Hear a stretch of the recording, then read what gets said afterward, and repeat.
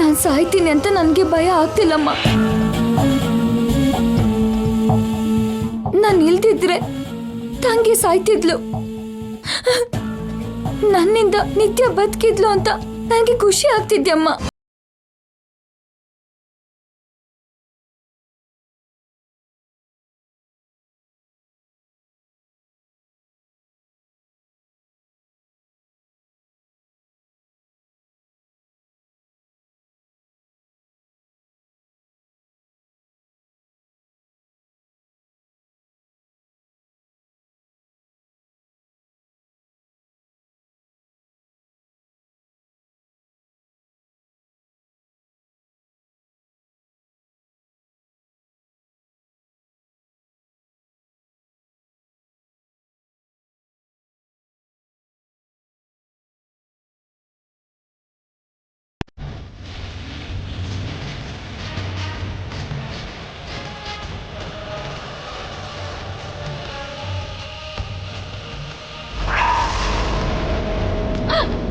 ಅಮ್ಮ ಅಮ್ಮ,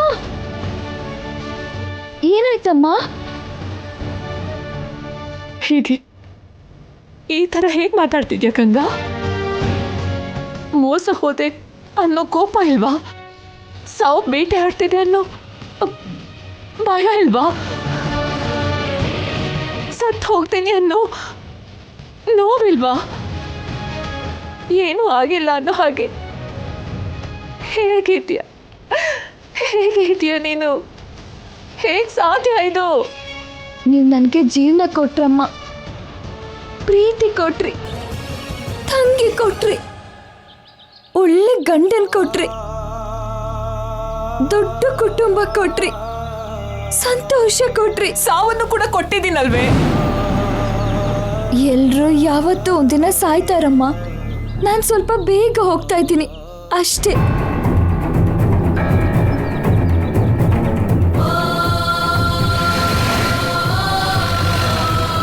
ನಾನು ಇನ್ನೂ 2 ದಿನನೇ ಬದುಕೋದು ಅಂತ ಸ್ವಾಮಿ ಹೇಳಿದ್ರು. ಪರವಾಗಿಲ್ಲಮ್ಮ, ನನಗೆ ಯಾವ ದುಃಖನೂ ಇಲ್ಲ. ಈ 20 ವರ್ಷದ ಜೀವನದಲ್ಲಿ ಕಷ್ಟ ಸುಖ ಸಮಾನವಾಗಿ ನೋಡಿದ್ದೀನಿ. ಹೆತ್ತ ಪ್ರೀತಿನೋ, ಬೆಳೆಸಿರೋ ಪ್ರೀತಿನೋ, ತಾಳಿ ಕಟ್ದವ್ರ ಪ್ರೀತಿನೋ, ಜೊತೆ ಹುಟ್ಟಿರೋ ತಂಗಿ ಪ್ರೀತಿ ಎಲ್ಲ ಅನುಭವಿಸಿದ್ದೀನಿ. ಆನಂದವಾಗಿದ್ದೀನಿ. ಸಾಕಮ್ಮ, ಸಾಕು.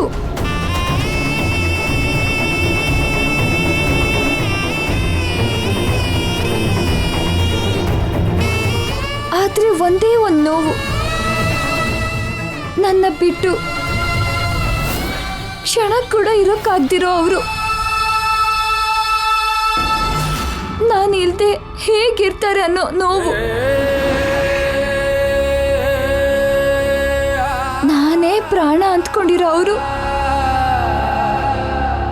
ನನ್ನ ಪ್ರಾಣ ಹೋದ್ರೆ ಹೇಗ್ ತಡ್ಕೋತಾರೆ ಅನ್ನೋ ಭಯ.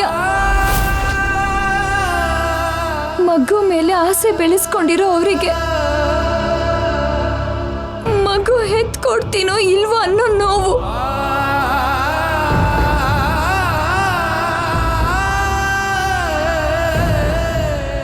ಅಮ್ಮನೇ ಆಗದೆ ಅರ್ಥದಲ್ಲೇ ಹೋಗ್ಬಿಡ್ತೀನೇನೋ ಅನ್ನೋ ನೋವು. ಅವರಿಗೆ ಏನು ಉತ್ತರ ಹೇಳೋದಮ್ಮ?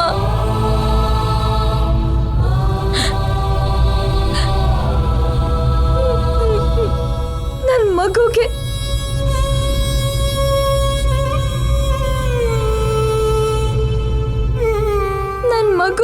ಏನಂತ ಹೇಳಿ?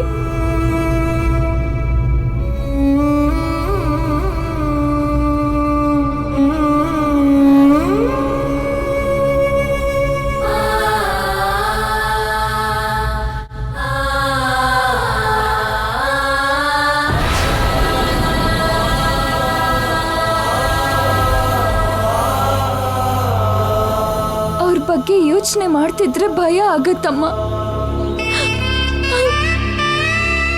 ಮಗು ಬಗ್ಗೆ ಸಂಕಟ ಆಗ್ತಿದೆ. ಏನ್ ಮಾಡೋದಮ್ಮ?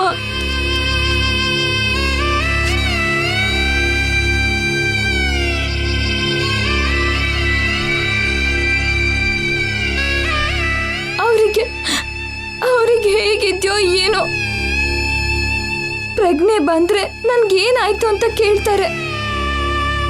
ಅವ್ರ ಕಣ್ ಬಿಡೋಷ್ಟ್ರಲ್ಲಿ ಅವ್ರ ಮುಂದೆ ಇರ್ಬೇಕು. ಬಾರಮ್ಮ ಹೋಗೋಣ, ಬನ್ನಿ.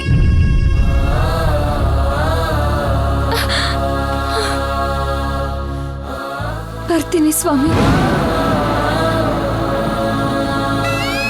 ಬರ್ತೀನಿ ಶಾಸ್ತ್ರಿಗಳೇ.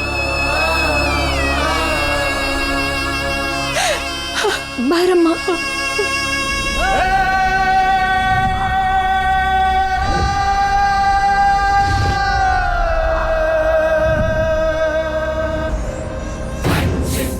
ಶಾಸ್ತ್ರಿಗಳೇ, ಯಾವಾಗಲೂ ದೇವರನ್ನೇ ಜಪಿಸ್ತಾ ಇರೋ ನಮ್ಮ ಜೀವನದಲ್ಲಿ ಇದೇ ಮೊದಲನೇ ಸಲ ನನಗೆ ನೋವಾಗ್ತಾ ಇದೆ. ಅವಳ ಮರಣ ನಮ್ಮನ್ನ ನೋಯಿಸ್ತಾ ಇದೆ. ಅವಳ ಮರಣ ನಮ್ಮನ್ನ ನೋಯಿಸ್ತಾ ಇದೆ. ಸಾವನ್ನ ಕೂಡ ಸಂತೋಷದಿಂದ ಸ್ವೀಕರಿಸೋದಕ್ಕೆ ಪರಮ ಯೋಗಿಗಳಿಗೆ ಮಾತ್ರ ಸಾಧ್ಯ. ಇಷ್ಟು ಚಿಕ್ಕ ವಯಸ್ಸಲ್ಲಿ ಎಷ್ಟು ದೊಡ್ಡ ಧೈರ್ಯ.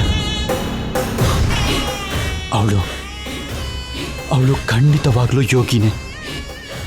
ಅವಳು ಸಾಧ್ವಿ ಶಾಸ್ತ್ರಿ, ಮಹಾಸಾಧ್ವಿ.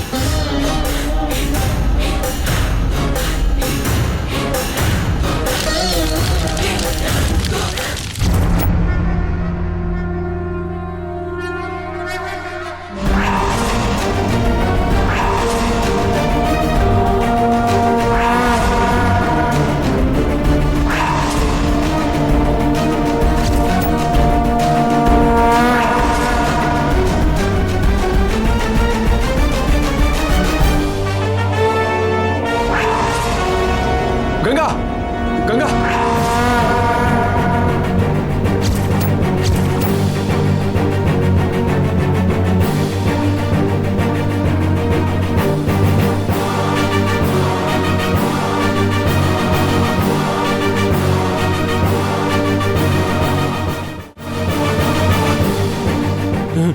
Sir, Ganga,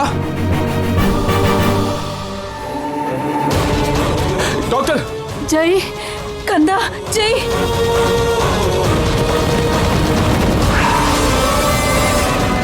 doctor, don't worry mister Jai, ನಿಮ್ಗೇನೂ ಆಗಿಲ್ಲ.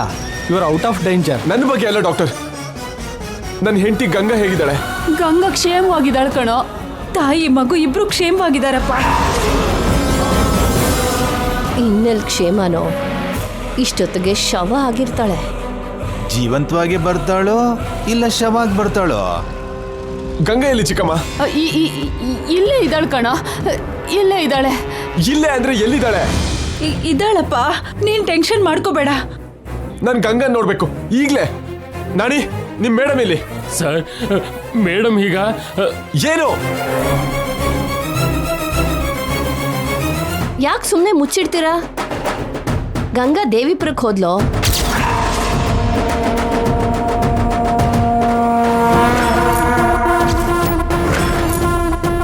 ವಾಟ್? ಈ ಕಂಡೀಷನ್ ಅಲ್ಲ. ಅಲ್ಲಿ ಸ್ವಾಮೀಜಿ ನೋಡಿ ಏನೋ ನಿಜ ತಿಳ್ಕೊತೀನಿ ಅಂತ ಹೋದ್ಲು ಜೈ. ಇನ್ನು ಏನ್ ನಿಜ ಗೊತ್ತಾಗ್ಬೇಕು? ಇಷ್ಟು ನಡೆದ ಮೇಲೂ ಹೇಗ್ ಕಳ್ಸಿದ್ರಿ? ನಿಮ್ಗೆ ಯಾರಿಗೂ ಬುದ್ಧಿನೇ ಇಲ್ವಾ?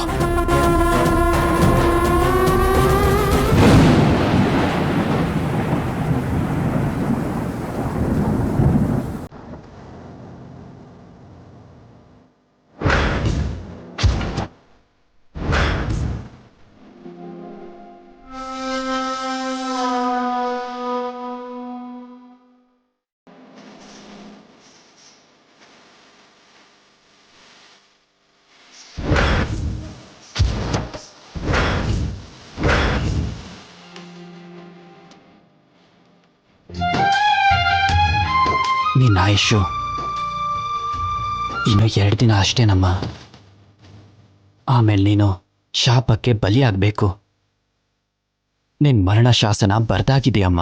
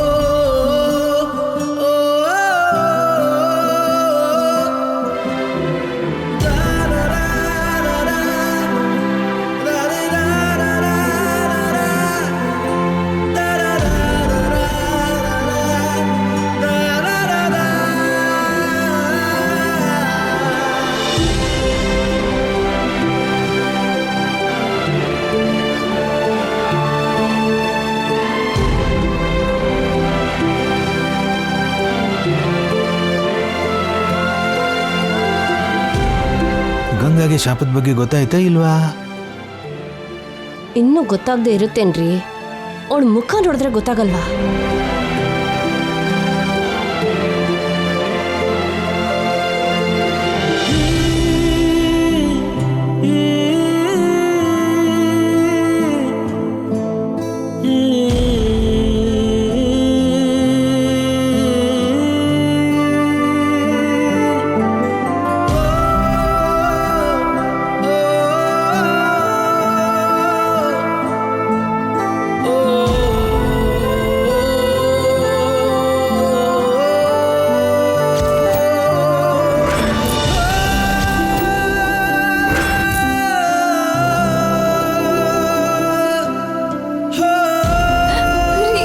ಗಂಗಾ,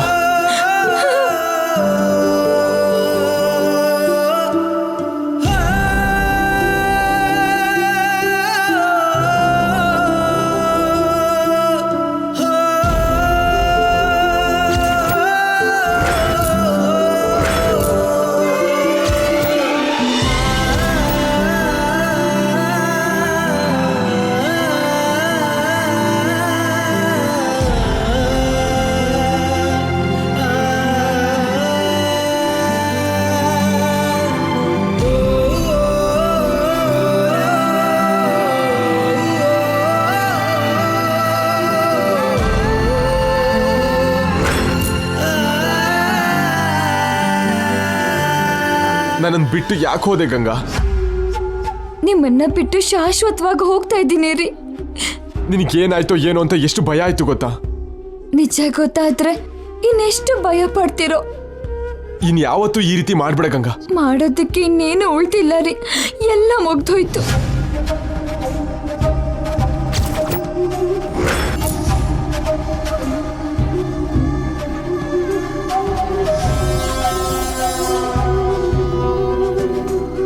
ಯಾಕೇನು ಮಾತಾಡ್ತಿಲ್ಲ?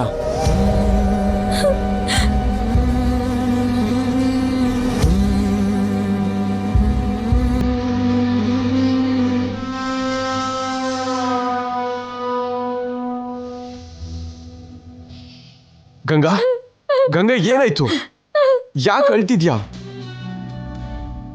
ನಂಗೇನಾದ್ರೂ ಆದ್ರೆ ನೀವೇನ್ ಮಾಡ್ತೀರಾ ರೀ? ನಿನ್ಗೇನು ಆಗಲ್ಲ, ನಾನಿದ್ದೀನಿ. ಈಗೇನಾಗಿಲ್ಲ. ಈಗ್ಲೂ ಯಾವಾಗ್ಲೂ ನಿನ್ಗೇನು ಆಗಲ್ಲ. ಒಂದ್ ವೇಳೆ ಆದ್ರೆ ನಿನಗೇನು ಬುದ್ಧಿ ಇಲ್ವಾ? ಹೇಳಿದ್ರೆ ಅರ್ಥನೇ ಆಗ್ತಿಲ್ವಲ್ಲ. ನಿನಗೆ ನನ್ನ ಪ್ರಾಣನ ಒತ್ತ ಇಡ್ತೀನಿ ಗಂಗಾ. ನೀನ್ ನನ್ನ ಹೆಂಡತಿ ಗಂಗಾ. ನಿನ್ನ ಜೀವಕ್ಕಿಂತ ಪ್ರೀತಿಸೋದಕ್ಕೆ ನಾನಿದ್ದೀನಿ. ನನ್ನನ್ನ ಆ ದೇವರು ಕೂಡ ದೂರ ಮಾಡಕ್ಕಾಗಲ್ಲ.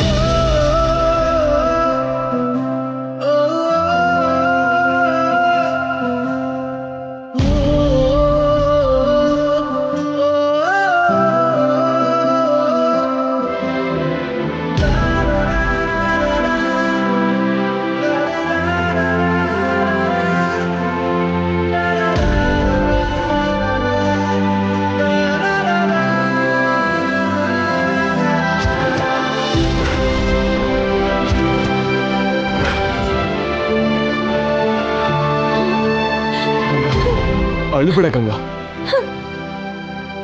ನನಗೂ ಏನಾಗಿಲ್ಲ ನೋಡು, ಜಸ್ಟ್ ತಲೆ ಗಾಯ ಆಗಿದೆ ಅಷ್ಟೇ. ನಮ್ ಬೇಬಿ ಸೇಫ್ ಅಂತ ಡಾಕ್ಟರ್ ಹೇಳಿದ್ರು. ಮನೆಗೆ ಹೋಗೋಣ ಬಾ.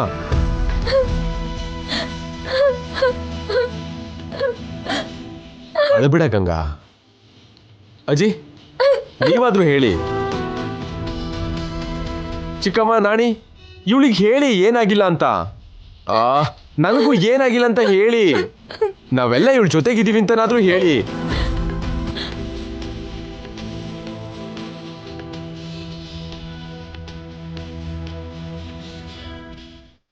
ನೀವಾದ್ರೂ ಹೇಳಿ ಆಂಟಿ.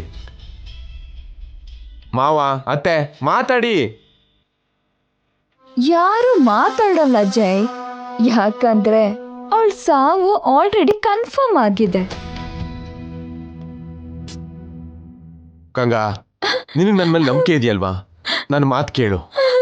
ನಾನು ಹೇಳ್ತಿದ್ದೀನಿ, ಕೇಳಿಸ್ಕೊ. ನೀನು ಹೆದರೋ ಅಂಥದ್ದು ಏನೂ ಆಗಲ್ಲ. ಎಲ್ಲ ಒಳ್ಳೇದೇ ಆಗುತ್ತೆ. ಬಿಲೀವ್. ಸರಿನಾ?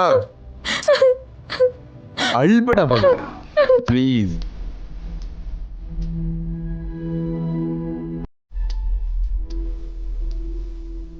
ನಣಿ ಸರ್. ಕಾರ್ ರೆಡಿ ಮಾಡು, ಮನೆಗೆ ಹೋಗೋಣ. ಸರಿ ಸರ್. ಬಾ ಗಂಗಾ.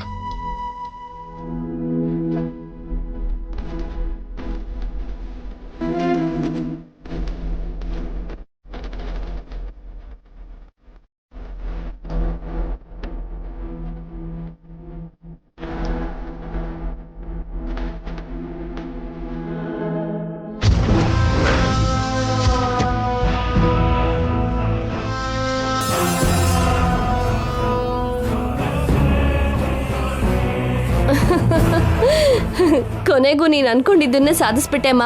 ಗಂಗಾಗೆ ಅವಳ ಸಾವಿನ ವಿಷಯ ಗೊತ್ತಾಗೋ ಹೋಗ್ ಮಾಡ್ದೆ. ಕಂಗ್ರಾಟ್ಸ್ ಅಮ್ಮ, ಎಷ್ಟೋ ಫೇಲ್ಯೂರ್ ನಂತರ ಸಿಕ್ಕಿರೋ ಸಕ್ಸಸ್ ಇದು. ನಾವು ಸೆಲೆಬ್ರೇಟ್ ಮಾಡಬೇಕು. ನಿತ್ಯ ಅಂದ್ರೆ ಸುಮ್ನೆನಾ? ನಮ್ಮ ವಿಲನ್ಸ್ ಮರ್ಯಾದೆ ಕಾಪಾಡ್ದೆಮ್ಮ. ಯಾವಾಗ್ಲೂ ಹೀರೋ ಹೀರೋಯಿನ್ಸೆ ಗೆಲ್ಲೋದು ಬೋರ್ ಆಗೋಗಿತ್ತು. ಈ ವಿಜಯ ಕಿಕ್ ಕೊಡ್ತು. ಇನ್ಮೇಲೆ ನಿಜವಾದ ಕತೆ ಶುರುವಾಗತ್ತೆ. 2 ದಿನದಲ್ಲಿ ಸಾಯ್ತೀನಿ ಅನ್ನೋ ಭಯ, ನೋವು ಒಂದ್ ಕಡೆ, ಆ ವಿಷಯನ ಜೈಗೆ ಹೇಳೋಕಾಗ್ದಿರೋ ಪರಿಸ್ಥಿತಿ ಒಂದ್ ಕಡೆ. ಸಾಯೋ ಮೊದ್ಲೇ ಗಂಗಾ 2 ದಿನ ನರಕ ಅನುಭವಿಸ್ತಾಳೆ.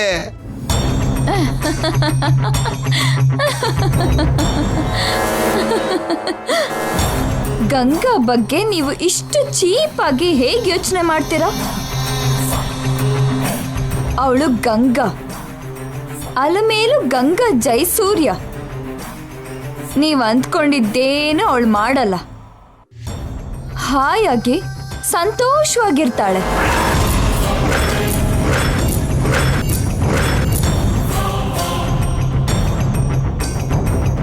ಅದೇನಮ್ಮ, ಸಾವು ಬರುತ್ತೆ ಅಂದ್ರೆ ಯಾರಾದ್ರೂ ಹೆದರ್ತಾರಲ್ವಾ? ಆದ್ರೆ ಗಂಗಾ ಹೆದ್ರಲ್ಲ. ಭಯ ಪಡೋ ಜಾತಿ ಅಲ್ಲ ಅವಳು. ಯಾಕೆ? ಗಂಗಾ ಮನುಷ್ಯಳೇ ಅಲ್ವಾ? ಜ್ವರನೋ ತಲೆನೋವು ಬಂದ್ರೆ 4 ದಿನದಲ್ಲಿ ಕಡಿಮೆ ಆಗತ್ತೆ ಅನ್ಬೋದು. ನೇರವಾಗಿ ಪ್ರಾಣನೇ ಹೋಗುತ್ತೆ ಅಂದ್ರೆ ಭಯ ಪಡದೆ ಹೇಗಿರ್ತಾರಮ್ಮ? ಕೆಲವ್ರ ಜೀವನ ಅಷ್ಟೇ. ಮನಸಾರೆ ಅಳೋದಿಕ್ಕೂ ಕೂಡ ಸಾಧ್ಯ ಇಲ್ಲ. ಆ ಗಂಗಾ ಜೀವನ ಕೂಡ ಅಷ್ಟೇ. ಅವಳಿಗೆ ಏನು ಪೂರ್ತಿಯಾಗಿ ಸಿಗಲ್ಲ, ಎಲ್ಲ ಅರ್ಧ ಅರ್ಧನೇ. ಕೋಟೀಶ್ವರಿಗೆ ಮಗಳಾಗಿ ಹುಟ್ಟಿದ್ಲು, ಆದ್ರೆ ದರಿದ್ರ ಅವಳನ್ನ ಹೊತ್ಕೊಂಡು ಹೋಯ್ತು. 20 ವರ್ಷದ ನಂತರ ಮತ್ತೆ ಬಂದ್ಲು. ನನ್ನ ಪ್ಲೇಸಲ್ಲಿ ನಡ್ಸೋಕ್ ಒಪ್ಕೊಂಡ್ಲು. ಆ ಆಕ್ಟಿಂಗ್ನ ಎಂಜಾಯ್ ಮಾಡೋಷ್ಟ್ರಲ್ಲಿ ಆ ನಾಟಕನ ನಿಜ ಮಾಡಬೇಕಾಯ್ತು. ಅವಳಿಗೆ ತನ್ನ ಹೆತ್ತ ತಾಯಿ ಯಾರು ಅಂತ ಗೊತ್ತಾಯ್ತು, ಆದ್ರೆ ಅದನ್ನ ಹೊರಗಡೆ ಹೇಳೋಕ್ಕಾಗ್ದಿರೋ ಪರಿಸ್ಥಿತಿ. ಜೈಗೆ ಹೆಂಡತಿ ಆದ್ಲು, ಆದ್ರೆ ಜೀವನ ಪೂರ್ತಿ ಹೆಂಡತಿ ಆಗಿರೋಕ್ಕಾಗ್ತಿಲ್ಲ. ಜೈಯಿಂದ ತಾಯಿ ಆದ್ಲು,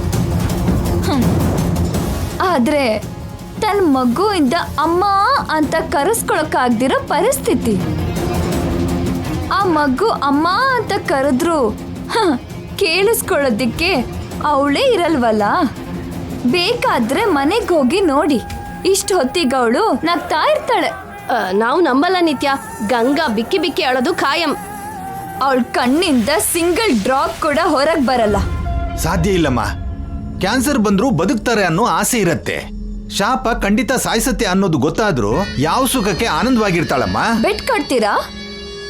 ಮನೆಗೆ ಹೋಗಿ ನೋಡಿ, ನೀವೇ ಶಾಕ್ ಆಗ್ತೀರಾ. ತಕ್ಷಣ ನನಗೆ ಫೋನ್ ಮಾಡ್ತೀರಾ. ನನ್ನ ಶತ್ರು ಎಷ್ಟು ಸಂತೋಷವಾಗಿದ್ದಾಳೋ ನೋಡಿ. ಹೊರಡಿ.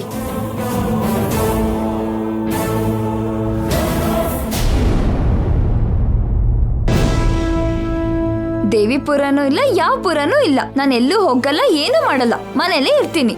ಇದೇ ವೈಕುಂಠ, ಇದೇ ಕೈಲಾಸ ಅಷ್ಟೇ.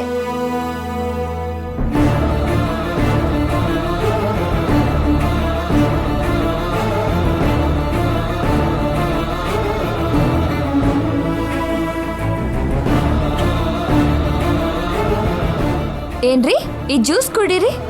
ನಿನಗೆ ಯಾಕಂಗ ಈ ಕೆಲ್ಸ? ಅಯ್ಯೋ ರಾಮ, ಕಟ್ಕೊಂಡ್ ಗಂಡಂಗೆ ಹಣ್ಣಿನ ರಸ ಮಾಡೋದ್ ಕೂಡ ಒಂದ್ ಕೆಲ್ಸನಾ? ಏನು ಅಂತ ಕಷ್ಟ ಪಡ್ತಿದೀನಿ ಅಂತ?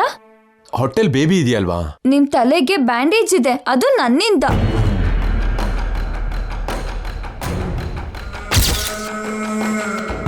ಮೊದಲು ಈ ಜ್ಯೂಸ್ ಕುಡೀರಿ, ಆರು ಹೋಗುತ್ತೆ.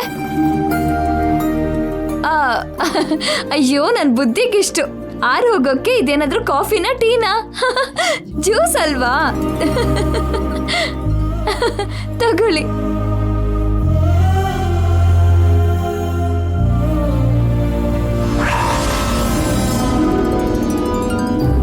ನೋಡಿ ಅಜ್ಜಿ, ನಿಮ್ಗೀಗ್ಲೇ ಹೇಳ್ತಾ ಇದ್ದೀನಿ, ಇನ್ಮೇಲೆ ನೀವು ಆ ದೇವಿಪುರದ ಹೆಸರು ಎತ್ತಬಾರ್ದು. ಆ ಊರವ್ರಿಗೆ ಏನಾದ್ರೂ ಬೇಕಾದ್ರೆ ಇಲ್ಲಿಗೆ ಬಂದು ತಗೊಂಡೋಗೋದಕ್ಕೆ ಹೇಳಿ. ನಾವು ಮಾತ್ರ ಆ ಊರಿಗೆ ಹೋಗ್ಬಾರ್ದು. ಅತ್ತೆ, ನಿಮಗೂ ಹೇಳ್ತಾ ಇದ್ದೀನಿ, ಅಪ್ಪಿ ತಪ್ಪಿನೂ ನೀವು ಆ ದೇವಿಪುರದ ನೆನ್ಪು ಮಾಡ್ಕೋಬಾರ್ದು. ಮರ್ತ್ಬಿಡಿ. ಆ ಊರನ್ನ, ಆ ಗುಡಿನ, ಆ ಜನನ ಎಲ್ಲ ಮರ್ತ್ಬಿಡಿ. ಫೈನಲಿ ನೀನ್ ದೇವಿಪುರಕ್ಕೆ ಹೋಗಿದ್ದು ಒಳ್ಳೇದೇ ಆಯ್ತು ಅನ್ನು. ಹೌದ್ರಿ, ನಿಜ ಏನೋ ತಿಳ್ಕೊಂಡೆ.